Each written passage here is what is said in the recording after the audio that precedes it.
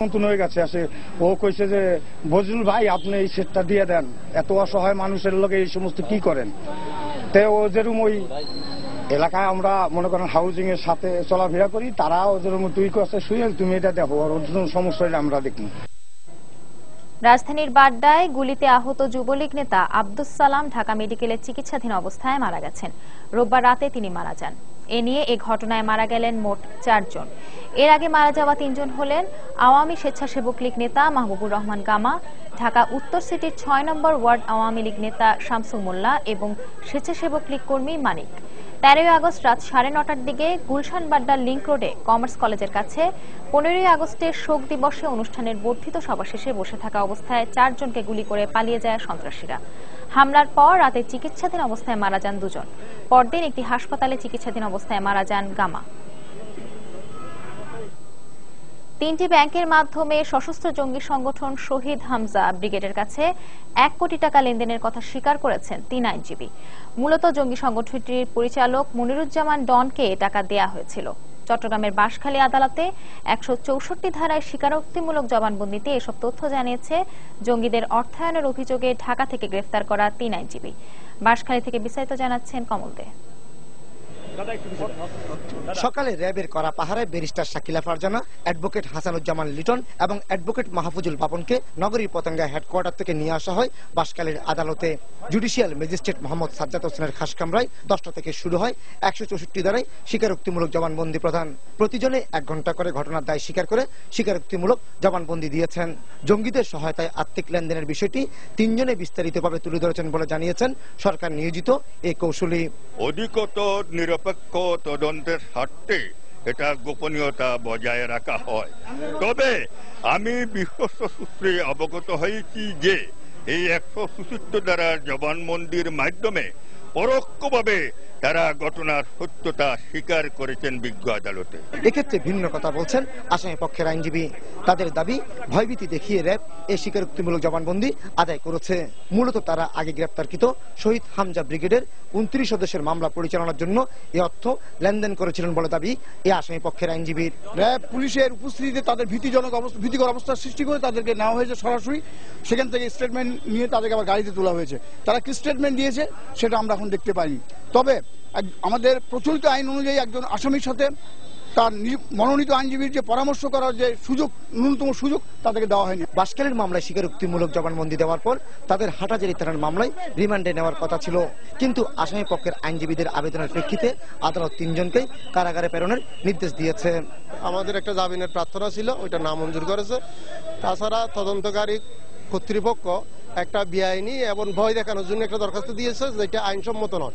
এদিকে র্যাবের আবেদনের প্রেক্ষিতে 3 আইনজীবীকে হাটহাজারীর অপর একটি জঙ্গি মামলায় গ্রেপ্তার দেখিয়েছে চট্টগ্রামের আদালত। তাদের জিজ্ঞাসাবাদের জন্য র্যাব 5 দিনের রিমান্ডের আবেদন জানালো সোমবার রিমান্ড শুনানির তারিখ নির্ধারণ করেছে। জঙ্গি অর্থায়নের অভিযোগে এই 3 আইনজীবীকে গত 18 আগস্ট রাতে ঢাকা ধানমন্ডি থেকে গ্রেপ্তার করেছিল র্যাব। পরবর্তীতে আদালত থেকে তাদের 4 দিনের রিমান্ডে এনে জিজ্ঞাসাবাদ করা হয়। এর আগে গত ফেব্রুয়ারি মাসে চট্টগ্রামের হাটহাজারী, বাঁশখালী এবং হালিশহর থেকে সংগঠনটির 3টি আস্তানা থেকে বিপুল পরিমাণ অস্ত্র ও গোলাবারুদ উদ্ধার করা হয়েছিল। চট্টগ্রামের বাঁশখালী থেকে কমল দে, সময় সংবাদ। যারা 71-এ দেশের বিরোধিতা করেছে তারাই দেশকে জঙ্গি রাষ্ট্র বানানোর পায়তারা করছে বলে অভিযোগ করেছেন আওয়ামী লীগ নেতারা। রোববার সন্ধ্যায় রাজধানীর পুরান ঢাকায় আওয়ামী আইনজীবী পরিষদের জাতীয় শোক দিবসের আলোচনা সভায় একথা বলেন তারা।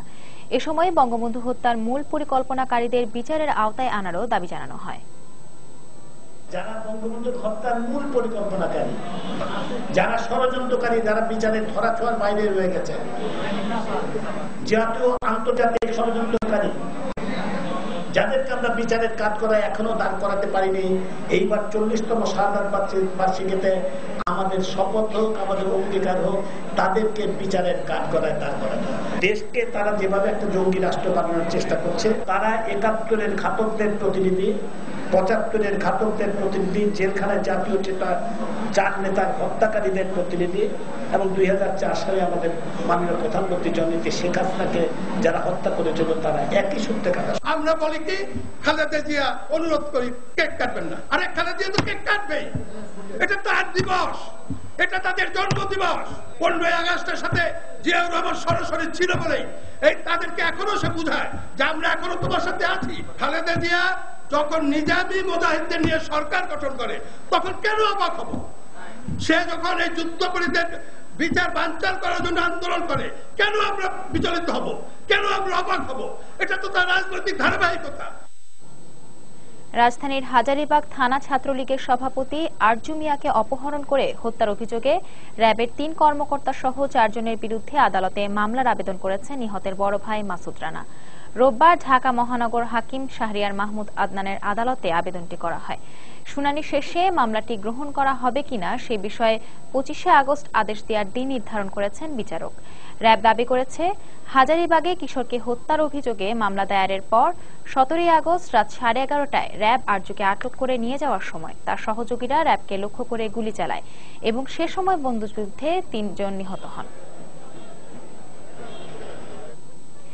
বিচার বহির্ভূত হত্যাকাণ্ডের মাধ্যমে দলকে নিয়ন্ত্রণে আনার পরিকল্পনা বা নীতি বর্তমান সরকারের নেই বলে জানিয়েছেন তথ্যমন্ত্রী হাসানুল হক ইনু। রোববার সচিবালয়ে তথ্য অধিদপ্তরের সম্মেলন কক্ষে এক ব্রিফিংয়ে সাংবাদিকদের তিনি কথা বলেন। এ সময় তিনি আরো বলেন, মুখ আর দলীয় পরিচয় দেখে অপরাধীকে কোনোভাবেই ছাড় দেওয়া হবে না। বিচার বহির্ভূত হত্যাকাণ্ড বর্তমান মহাজোটের সরকারের কোনো নীতি নয়।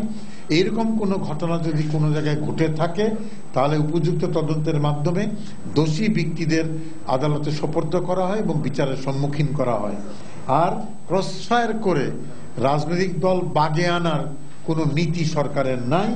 কাউকে ছাড় দেওয়া হবে না, এটাই হচ্ছে সরকারের অবস্থা। অপরাধীকে ছাড় দেওয়া হবে না, মুখ দেখে দল দেখে অপরাধীদের বিচার করবেন না, এই উক্তির মধ্য দিয়ে মাননীয় প্রধানমন্ত্রী আইনের শাসনের প্রতি সর্বোচ্চ সম্মান প্রদর্শন করেছেন। প্রবাসী সময় আরো থাকছে, সংসদ সদস্য পদ টিকিয়ে রাখার আইনি লড়াই আর চালাবেন না লতিফ সিদ্দিকী, সাংবাদিকদের জানালেন পদত্যাগ করবেন। এবং ময়লা আবর্জনা আর খোলা ডাস্টবিনে ভোগান্তিতে রাজধানীবাসী, অপসারণে আধুনিক প্রযুক্তি ব্যবহারের পরামর্শ পরিকল্পনাবিদদের। যন্ত্রপাতির অভাবকে দুষছে সিটি কর্পোরেশন।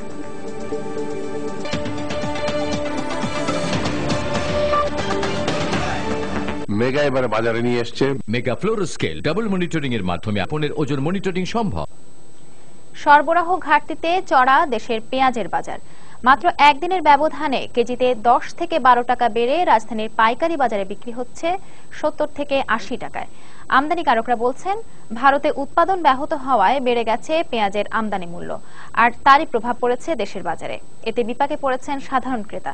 তবে অন্যান্য দেশ থেকে পেঁয়াজ আসলে সামনে দাম আর বাড়বে না বলে জানিয়েছেন ব্যবসায়ীরা। বিস্তারিত ইমতিয়াজ আহমেদের রিপোর্টে।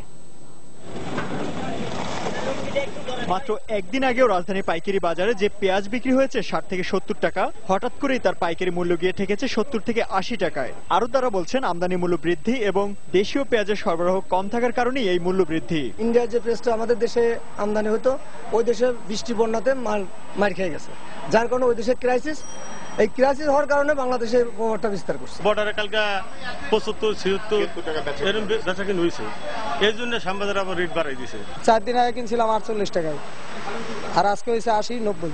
আমি তো আগে কিনা ছিল আমি 70 টাকা 65 বিক্রি করছি, আজকে বাজারে যে কিনা 80 টাকা।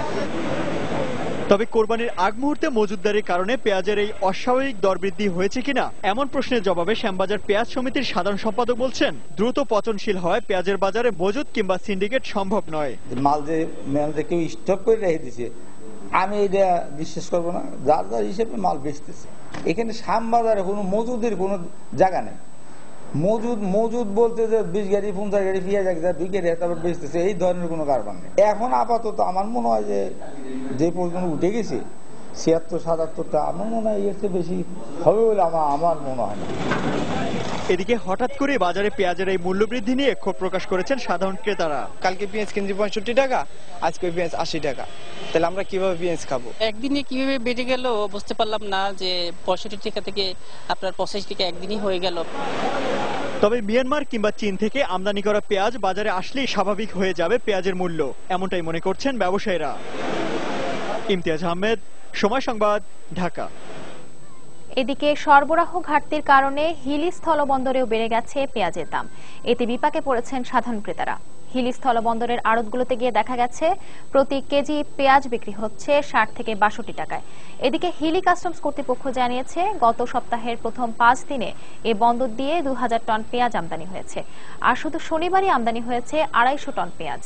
সাম্প্রতিক সময়ে ভারতে অতিবৃষ্টির কারণে দেশটিতে অস্বাভাবিক হারে বেড়ে গেছে পেঁয়াজের দাম।